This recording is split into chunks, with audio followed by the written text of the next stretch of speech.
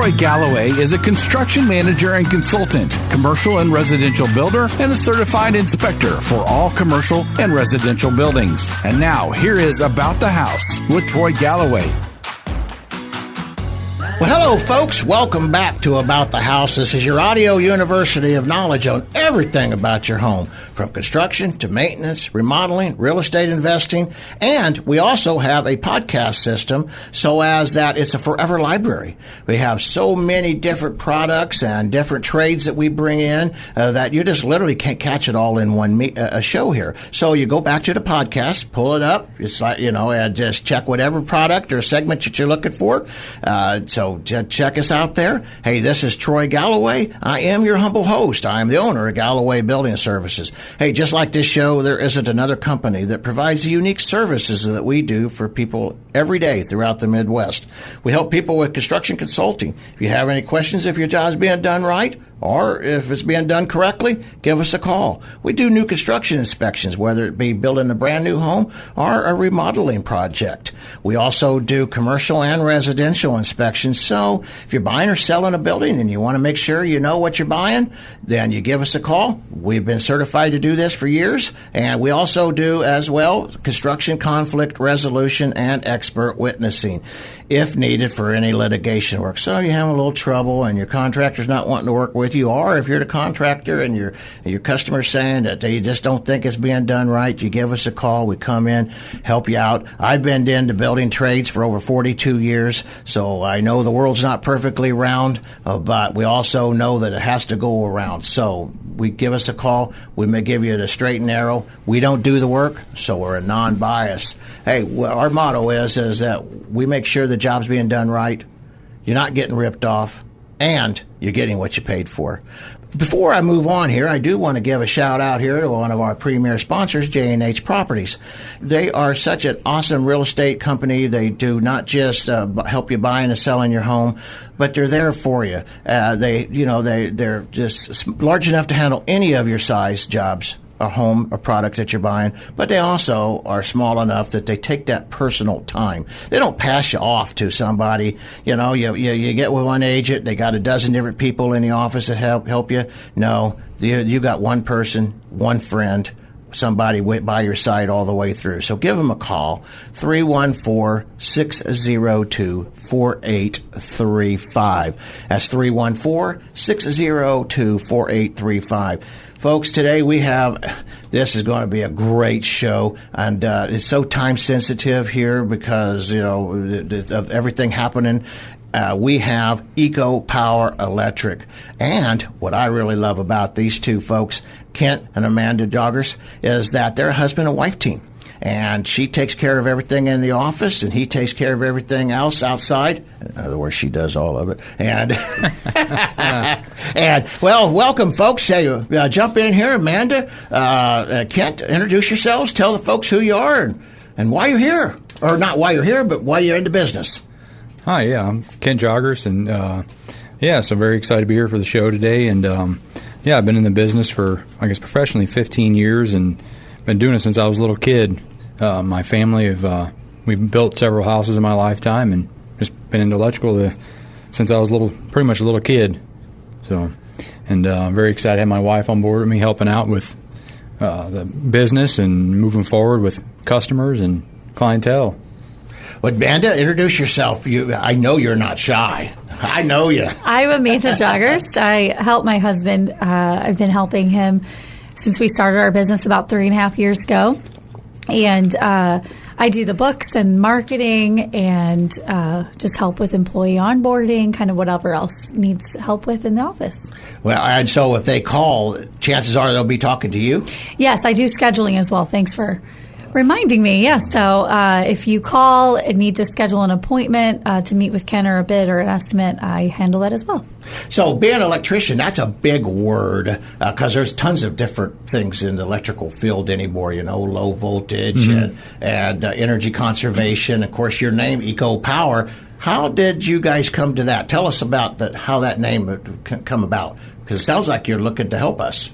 Yes. So ever since I started in the electrical field and really have been interested in sustaining the earth and trying to keep what we have and prevent further, I guess, waste of our resources, that I really believe in energy efficiency and LED and really trying to cut our carbon footprint down as low as possible. And that's something her and I both believe in, and we really, really push our company every single day to achieve that and teach customers that you can get the things you want and reduce the amount of energy using every day. But also that comes down to them saving money in the long run. That energy efficiency, we are passing along a savings as well. So it helps them not only financially, but it helps them reduce their carbon footprint as well. Yeah. Well, and I hear that a lot of times, and so I'm on the front line of this, that Big Energy doesn't like that. But that's not the case. Big Energy, they don't want to build another power plant. They don't want to spend the billions of dollars for and all the red tape and the attorneys. So they also, help promote this, with your carbon footprint and saving energy. Saves them, because you guys can help them we don't want to get into that too much, but, peak times, and by all this different savings. What are a couple of odds and ends that you would recommend, and then we'll get further into it, that would help what would be the quickest way that I could save a buck? Quickest way as a homeowner to save a buck would be to install LED lighting throughout your home. It's something you can do typically on your own, or if you need different lighting installed, hire us to do it. Nest thermostats, another good option to save a lot of energy each month. So there's a lot of good things you can do as far as those two aspects go, and really realize savings really quickly. Now, is there any, you said about the LED lighting, and I get asked this, and I know the answer, but I want you to tell the folks, because this is your specialty. Do I have to have a special fixture? Do I got to replace my fixtures for the LED? Most fixtures, no. Some you do. If you have some specialty fixtures that were very decorative, sometimes there is a very specific lamp that has to go into those. So those you would. Now, LED has come a lot further, and they're starting to offer more options to fit some of those more decorative lights, that sometimes now you can find lamps to fit them, but not all cases. Well, real quick, because I will stay on the LED, because I'm curious. I'm just as curious as everybody else. How does the LED save money versus the regular old-fashioned incandescent light? So LED is, everybody listening, is a light-emitting diode. So it's not like an incandescent filament where it's producing all this heat to get a glow. LED is basically no heat or very limited. They have the heat sink built into it. So as everybody would learn with electricity, is wasted power is heat. So anytime you can reduce that, you're cutting down the amount of usage you're using. So that is the important point of LED, is that you're not producing that heat, so you're not wasting any energy, and it's very low wattage. Most LED residential light bulbs are, from 6 to 10 watts in that area, as compared to a 60-watt incandescent light bulb that is producing all this heat, heating up your house. Yeah, well, on them kind of light bulbs, heck, fire, so I'm running the air conditioner to cool it down while I'm heating it up at the same time. So what's the advantage of LED versus fluorescent lights? LED over fluorescent is that you're not going to realize the life savings over LED, because a lot of LED typically has 50 to 70,000 hour lifespan. Fluorescent, you may see a tenth of that. Plus, the overall effect of the light from a fluorescent light bulb is much different than an LED. It's not as attractive, and a lot of people actually say that it affects their mood, just a fluorescent lamp. So I notice that a lot when a lot of the projects we do, is that getting the right color LED changes somebody's mood and how they feel in their own home or their business or wherever they're working at.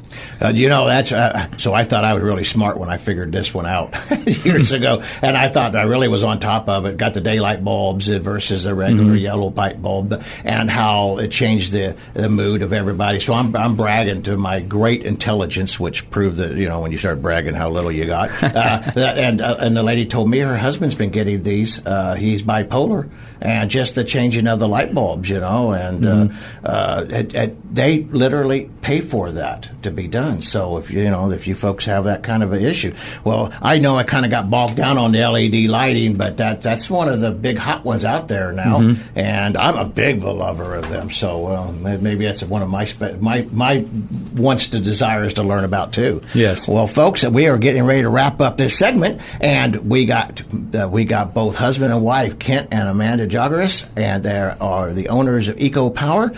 They're going to come right back. I want you to get your pen and paper out because they're going to make some notes, and so you can reach out to ask them because you're not going to get it all at one time here. And but you can contact them. Take their time. Amanda, she's pretty sharp. She knows what to say. She knows she knows about the products. She will help guide you. And what she don't know, well, she knows. Don't worry about it. See you on your side. Sponsored by Troy Galloway and Galloway Building Services, your top choice for professional home inspections in the St. Louis area. GallowayBuildingServices.com.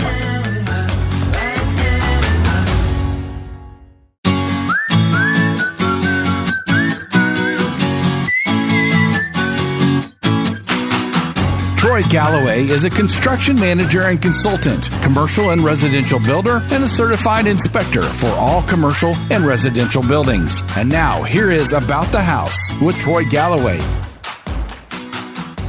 Welcome back, folks, to About the House. I am your humble host, Troy Galloway, owner of Galloway Building Services. We are a certified construction consulting and inspection company from new construction to buying and selling your home. And today we actually have a fabulous show going. I know you've been listening, and we have a husband and wife team here, and a powerhouse, the EcoPower Electric. Kent and Amanda Joggerst, and let's just jump right in here because there's a whole bunch of questions we have here, and I know that people want to ask. But let's just jump and start with the job. And the first thing that you do is what? When you come out to somebody, they call you. What do they do, Amanda? We get a phone call that they want an estimate done. I talk with them, get a little bit of information about the type of job they're looking for. They typically ask me, what does that include? What am I getting if I use you? And another thing that typically follows that is if they need permits and what they're responsible for versus what we're responsible for. We're licensed, bonded, and insured, so we will pull any permits that are necessary for the job. The homeowner's not responsible for that. And then they also want to know who's going to be in their house. And we do background checks on all our employees. Our employees are top of the line, very respectful, and we would have them in our home as well. So we wouldn't put anyone in their home that we wouldn't have in ours as well. And they also want to know, are we subcontracting any of the work out, or do we do it all ourselves? And there are some instances, and you might be better to go into that, about if they're when we subcontract versus when we do it ourselves. But we do most of the work ourselves in-house. So they give you a call. Do you guys bid the work, or do you just automatically do it by the hour? And if you do bid it, I'm sure you give estimates. I mean, that's part of the bidding process. Can you walk us through that? Yeah, so after Amanda takes the initial phone call and gets a schedule set up for me go make a site visit, and sometimes we actually request pictures or anything that may try and help us get an idea of what we're walking into ahead of time. Anything that I know ahead of the project, I can see a little bit better how my estimate needs to be tailored. So I'll go out and make a site visit if it is necessary, and see exactly what the status of the home is or the business, and kind of see what I need to do to make sure I'm giving them an accurate estimate, and really talk through with the client of what they want, what their end result is, what their budget is, and kind of go through all their items on their checklist and make sure I align with that. So, and that's really good point, because Matt Nagel, our attorney, that was you could check his podcast out here too, and he said he was actually helping a homeowner because the electrician said that he was going to wire the house. Mm-hmm. Well, What does that mean? Well, anyway, it wasn't what the homeowners was thinking they was getting, so they had a big old, transparency, and I think you said something about that at break, how important that was to you. Yes. So, hey, these are all awesome, and folks, you really do need to know these things, but let's kind of move on to a little bit about, this is seasonal. And we're going into the holiday. Well, we got our Halloween stuff up there and decorations and outside stuff, but we're going into the Christmas stuff too, or the winter holidays, I should say. Christmas to me, but I'm old fashioned. But so, what do you do that type of work? Do you help people wire for outside and making it safe, or do you inspect to make sure they're safe? I don't know. Absolutely, yeah. If it has electricity going through it, I'm not scared to work on it or take a look at it and give you my professional recommendations on it. But yeah, as far as Christmas lighting, Halloween lighting, anything in the fall, anything outside, you always want to inspect it and make sure that you don't have any damaged cables or anything open that either a kid can get a hold of, or a pet or anything like that could be hazardous sitting out there, because it's going to be in the elements. So it's something you always want to check and make sure that it is safe. And obviously with Christmas lights and things like that, a lot of extension cords get used, and a lot of uses they're not made for. So you really got to be careful how you're setting things up, and really consult a professional and make sure it's being done properly and safely for everybody that's going to be around it. So if they're doing a Christmas lights, they got the extension cord. Let's just picture this, because we all see it. And they got that extension cord ran, and it's sitting in a foot of snow. Is that safe? Am I going to get shocked when I turn I know the answer, but I know a lot of people ask me about it, and I'm not the master electrician. You are. Mm-hmm. So are they going to get shocked from the other end? And if not, how come?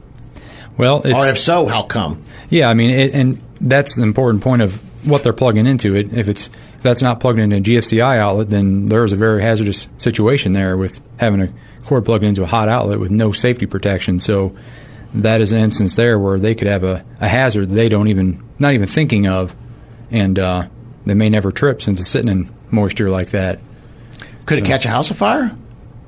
It would have to be extreme circumstances. But we was talking about LED now. I see a lot of LED. I'm not one to go into the holiday lighting a whole lot here, but in my day we had the big old fat bulbs, and now we're all the way down to them little LEDs. Are they, besides saving energy, are they safer outside or not?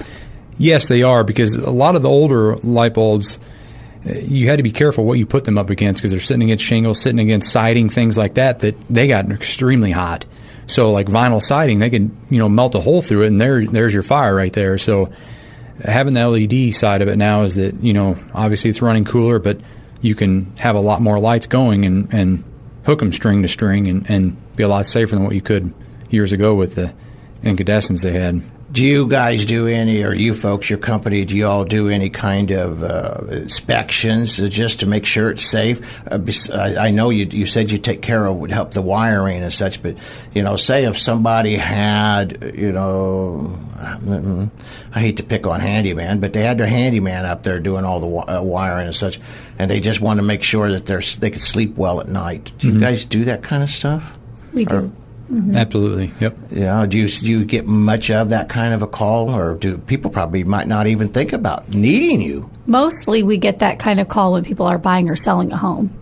As far as Christmas lights, we don't get as many people calling about, inspections of that nature. More just questions of, what should I look for? What should I do? But mostly, when they're buying or selling a home, we get a phone call, and we do have a standard inspection, just a standard inspection fee to show up and do a walkthrough, electrical inspection. And so you check all the outlets outside and the fixtures and the lighting and everything like that? Mm-hmm. Yes, we'll test and make sure the GFCIs are working as they're supposed to be, make sure they're tripping in the time they're supposed to be, and make sure the cords and everything that they're plugged into and the lights are all in good, safe working condition.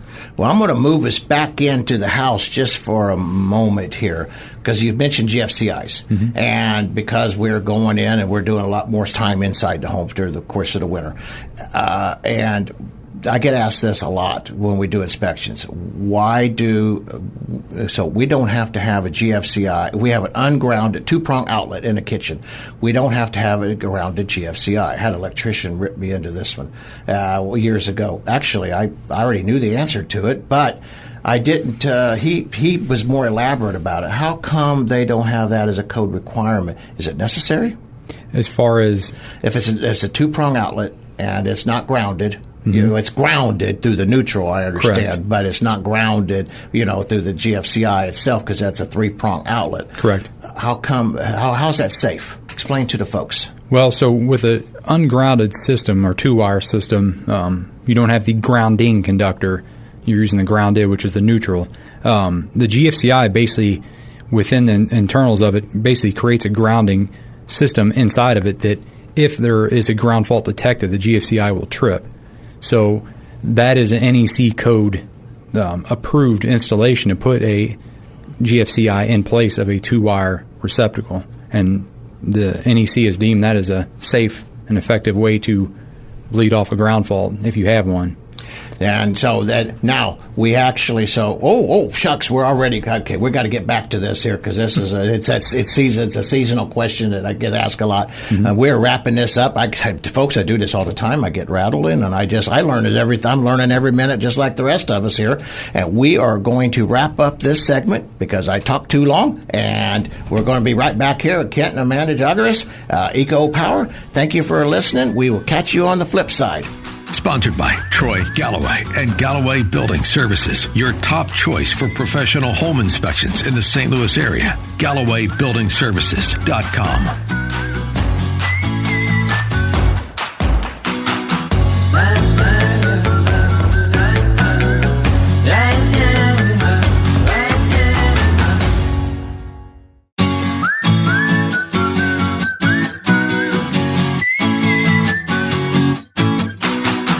Troy Galloway is a construction manager and consultant, commercial and residential builder, and a certified inspector for all commercial and residential buildings. And now, here is About the House with Troy Galloway. Welcome back, folks, to About the House. This is your humble host, Troy Galloway. I am the owner of Galloway Building Services, and we are jumping right back in here with Kent and Amanda Joggerst because we have a ton of different questions. As we left the last segment, we just had moved into, and we was talking about some issues in the kitchen, overloading, and why the GFCIs and such, because, we have so many, we've been blessed with so many of these different appliances and dishwashers and stuff. Tell us about the requirements of what's happening in the kitchen. Then I want to move us into the bathroom because that's other areas that's changed a lot. Actually, changed a lot since I've been in the business. Yeah, but with the kitchens. So tell us about some of the requirements that are required now, and do you recommend that they remodel and change it or not?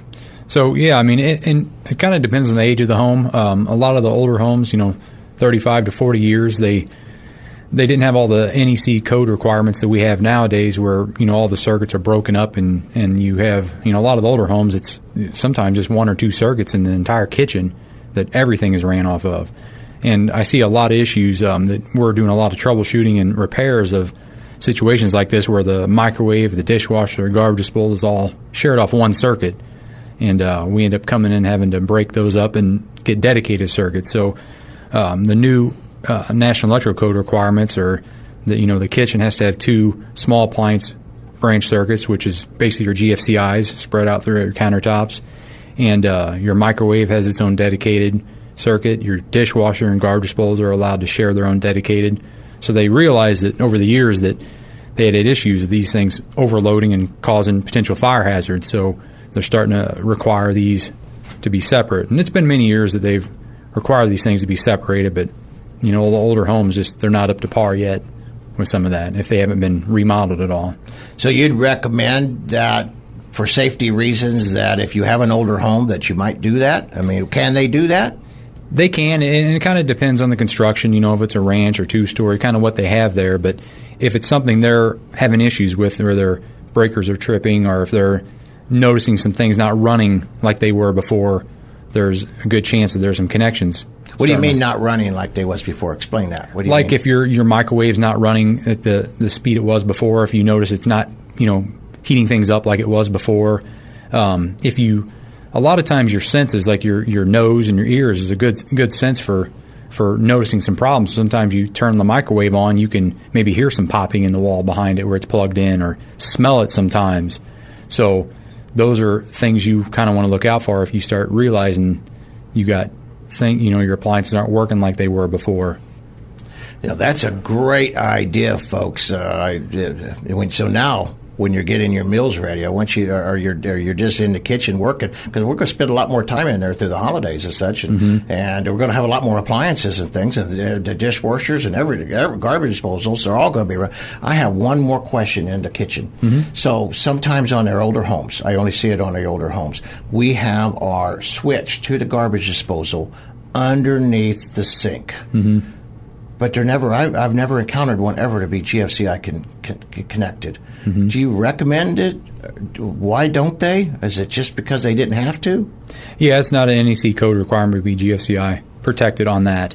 But you got wet hands. You got wet hands, yes, I agree. And that's something that's, for me, having a switch under the sink is not something I like to see. No, especially if you got small children. Yeah, it's just another play toy there. Yeah, they don't know any better. It's and then they don't know if they got wet hands. And anyway, it's always been something. I knew it wasn't a code requirement, but I always thought this was just, well, may I say it, just stupid. Yeah, it's not a good practice to put it under there, and it's not handy either. I mean, it's a homeowner wants things handy, and having to reach under their sink and get through all their stuff they have under there to switch and turn their garbage disposal on is just not a very good practice. No, I don't think so. But now, what's kind of a little bit on the lighting, and then I want to head to the bathrooms too, but a little bit in the lighting in the kitchens. So EcoPower, this is ways we could probably save energy in this lighting and our other things. What can we do to save money in our kitchens, real quick? So the kitchen, I mean, that's a place you're going to spend majority of your family time. So most of the time, your light's going to be running. So as far as your kitchen goes, you can, obviously use LED lighting, use dimmable LED lighting where you can, dim them down from time to time and conserve energy that way. Under cabinet lighting is another good option, LED under cabinet lighting, because a lot of times you can have those running and not have all your ceiling lights on, and those are very, very low wattage. Another thing that people are doing, too, is they're putting the lights inside their cabinets because they have the glass doors. Oh, yeah. So they're using that as lighting, which... Great indirect lighting. I like it a lot. It keeps your kitchen a little light, but then it also is appealing. Yeah. Except if I got dirt, dust in there. Then then you'll see that. But yeah, I mean, and a lot, too, now with people having open floor plans, they don't want to have all these lights blasting all the time. Having some kind of ambient light like that's perfect, and it's not using much power whatsoever. Well, but these are great tips. These are great for the folks. Well, hey, we're getting ready to wrap up this segment. We got a whole bunch more questions for Kent and Amanda. Jump right back in here with us. This is Troy Galloway, your humble host, and we will see you on the flip side.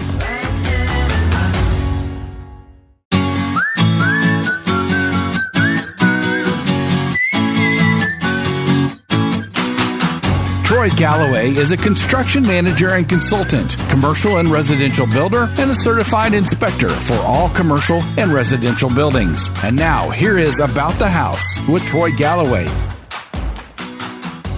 Welcome back, folks, to About the House. This is your humble host, Troy Galloway. I'm the owner of Galloway Building Services.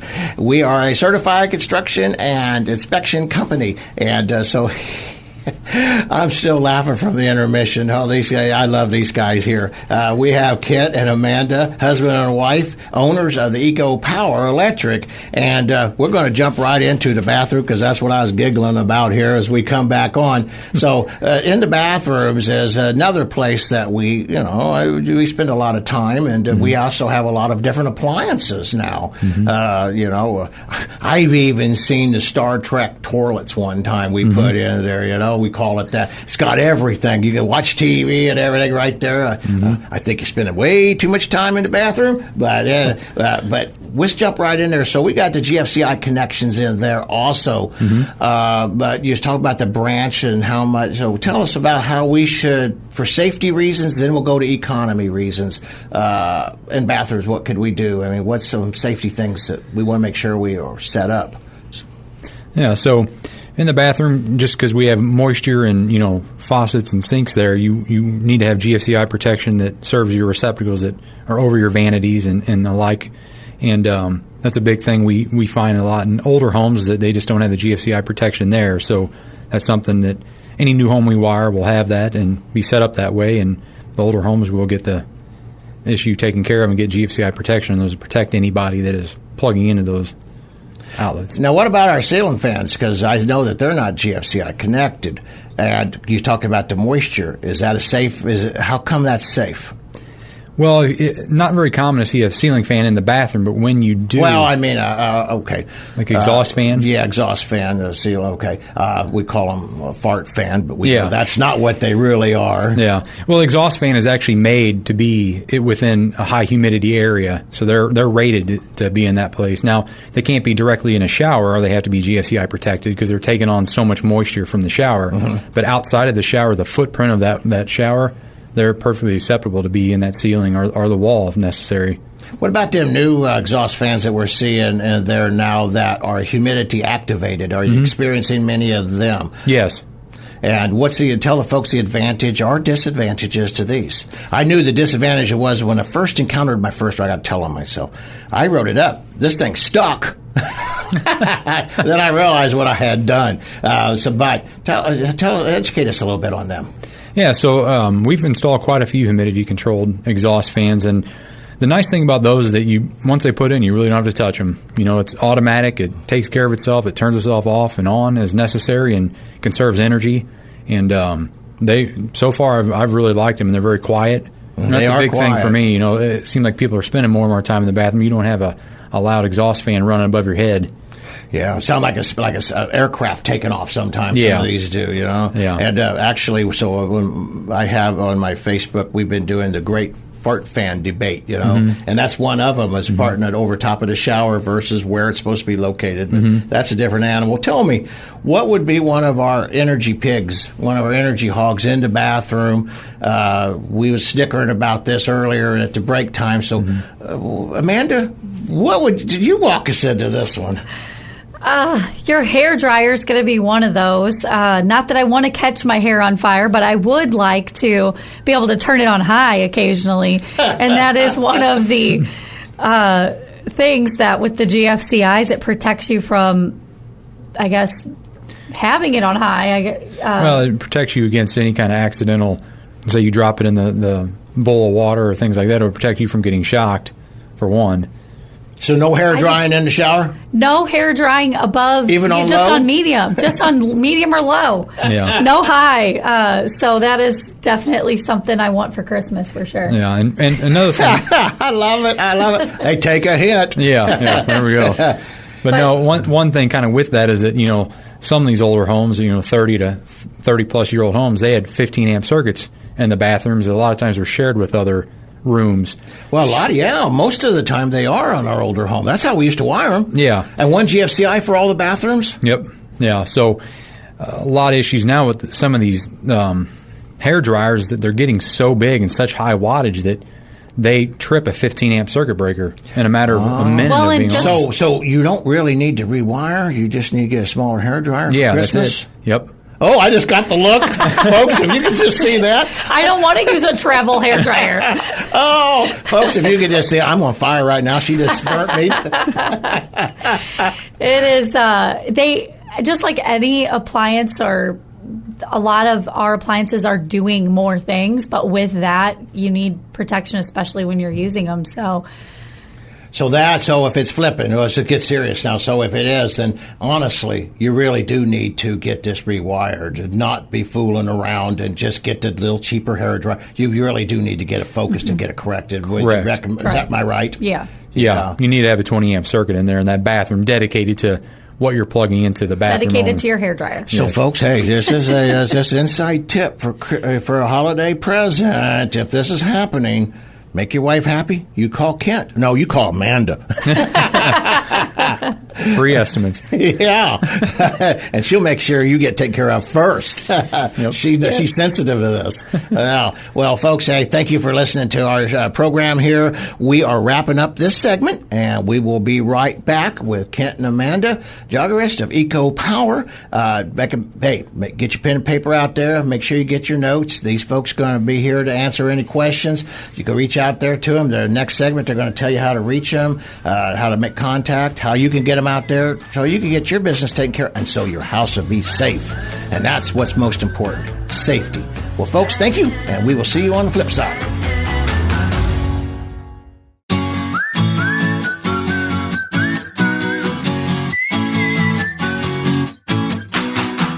Troy Galloway is a construction manager and consultant, commercial and residential builder, and a certified inspector for all commercial and residential buildings. And now, here is About the House with Troy Galloway.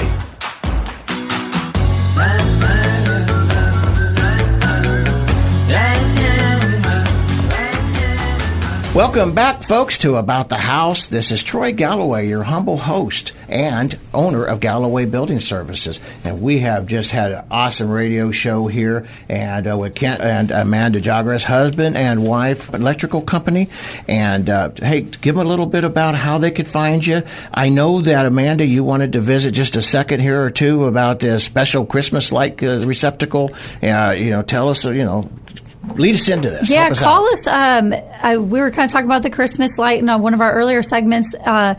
And one thing that we install that we love that I think has been fantastic even in my home is this Christmas light receptacle. So give us a call. I'd be happy to go through what that entails. It helps keep you safe. It's a real easy system to install and help make your Christmas light installation nice, easy, and efficient. So get your Christmas light receptacle.